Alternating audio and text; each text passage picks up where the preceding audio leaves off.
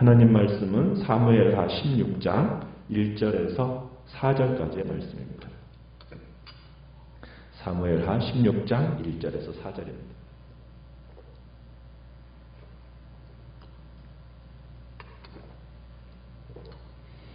사무엘하 16장 1절입니다. 다윗이 마루턱을 조금 지나니 무비보셋의 종 시바가 안장 지은 두 나귀에 떡 200개와 건포도 100송이와 여름과일 100개와 포도주 한 가죽 부대를 싣고 다윗을 맞는지라.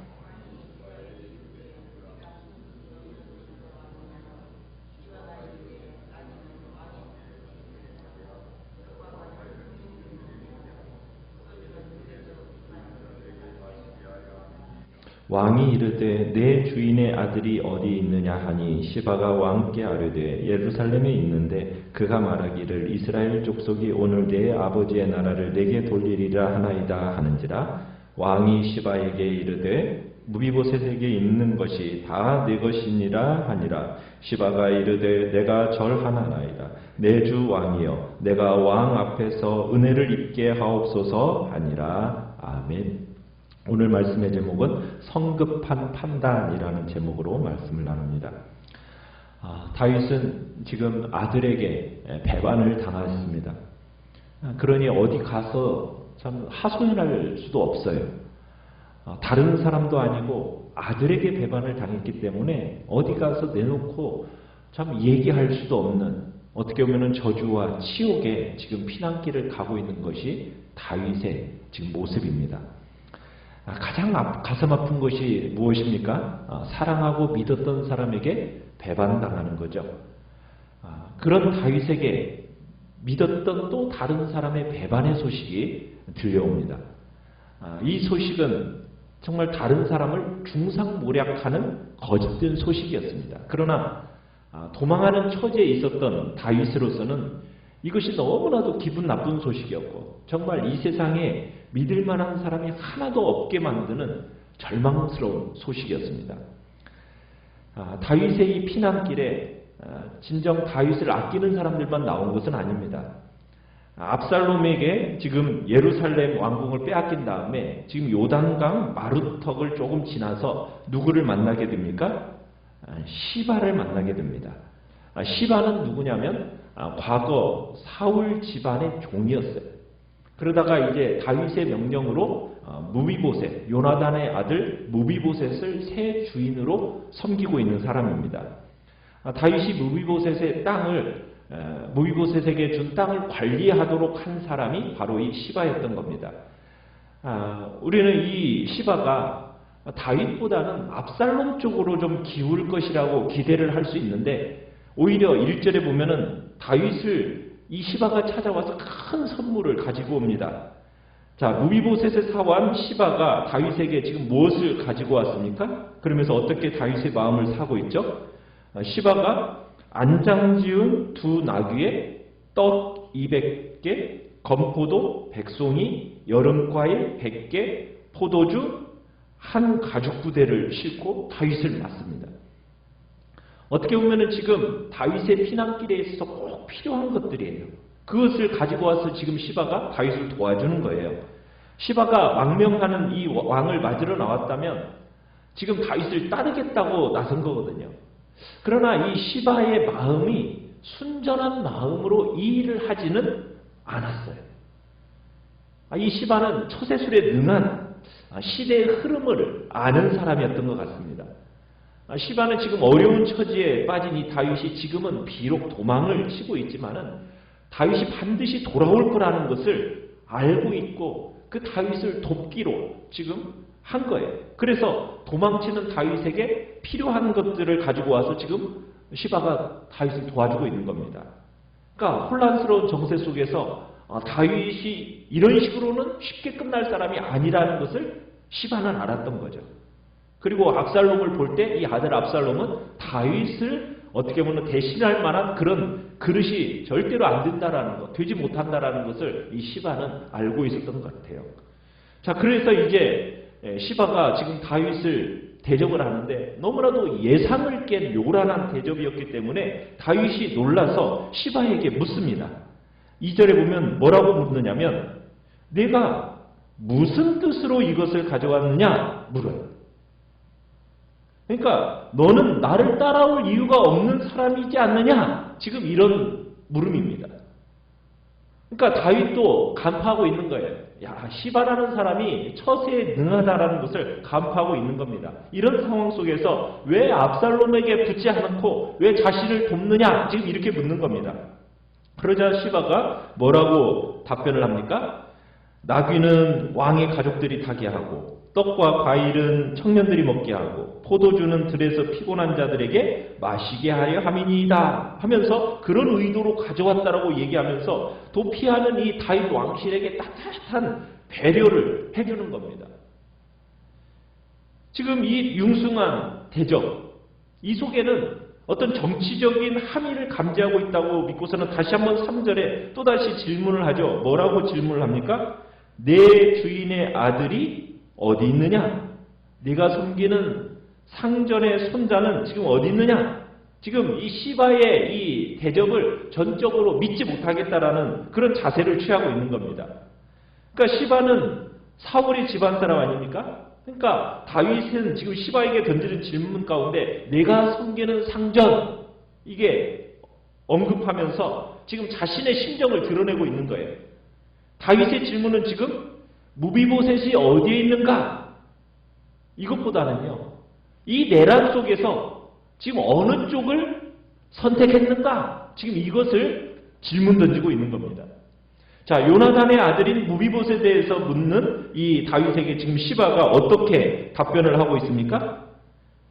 다윗의 질문에 시바가 기다렸다는 듯이 다윗 왕께 지금 무비보셋을 모함하는 말을 거침없이 늘어놓습니다.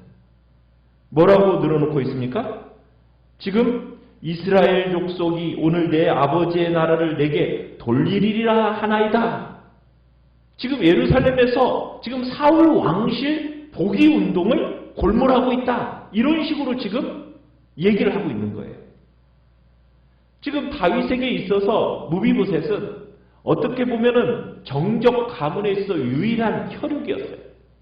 그러면은 이 당시 새로운 왕조가 들었으면은 정적인 사람들은 혈육들은 다 어떻게 했습니까? 다 제거했었어요. 그게 마땅한 거예요. 왜요? 후환을 없애기 위해서. 자, 그러나 다윗은 무비보셋을 어떻게 됐습니까?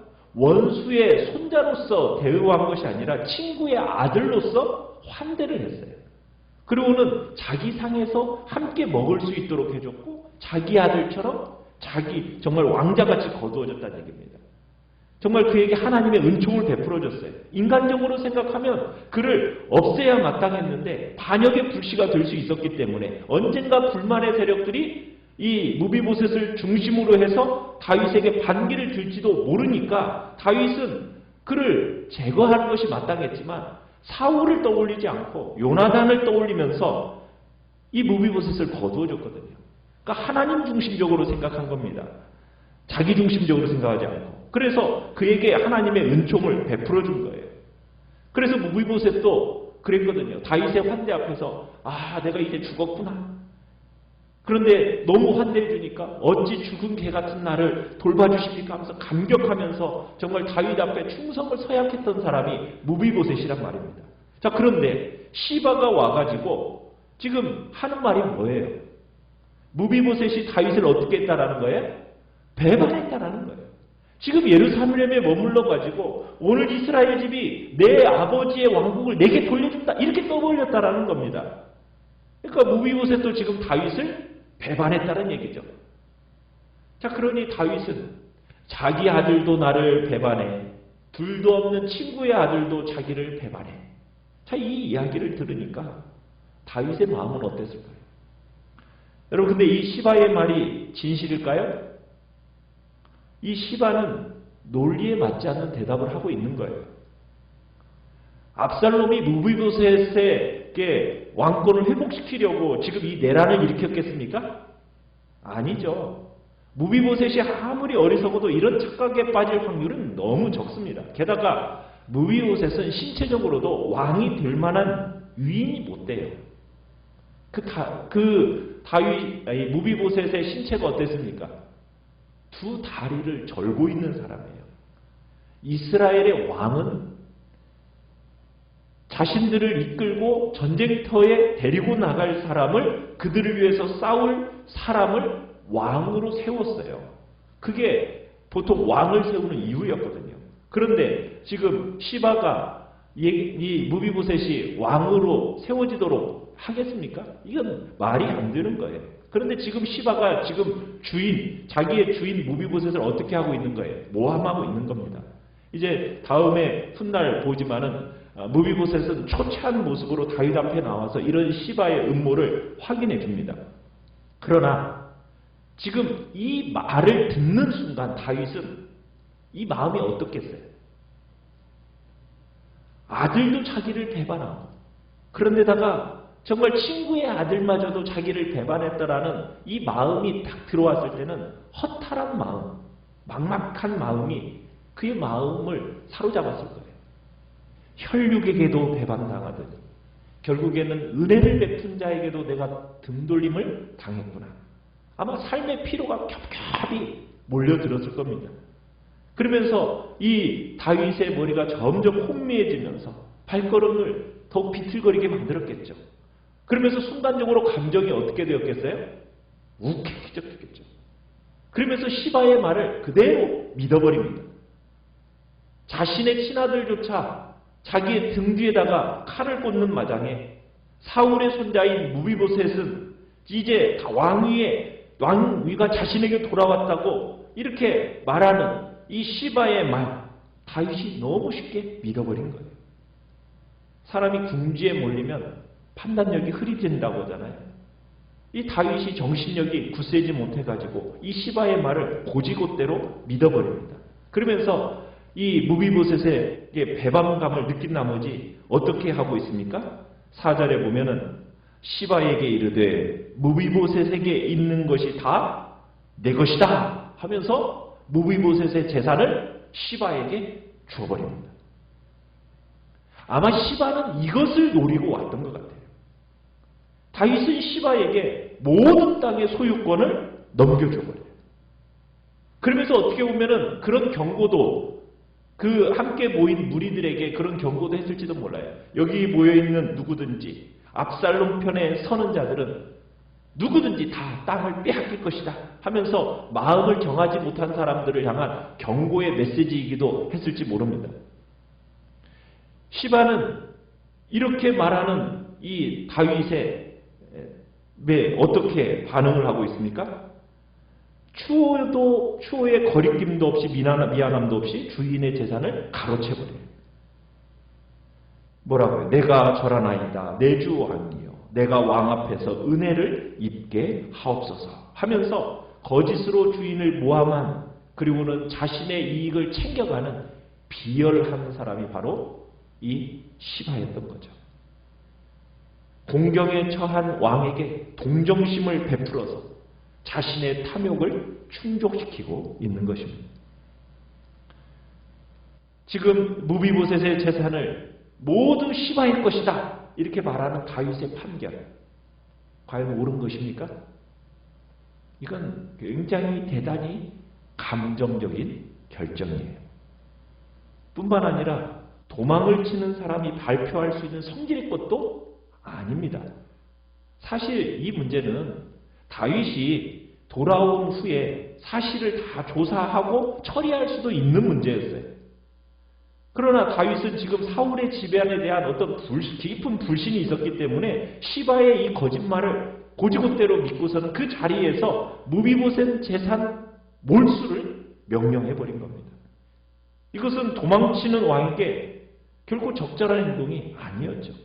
그러나 다윗은 이미 아들에게 배반당했고, 그런데다가 사랑했던 요나단의 아들에게조차 배반당했다. 이렇게 딱 마음이 들으니까 그 마음이 실망스럽고 절망스러울 수밖에 없었던 겁니다.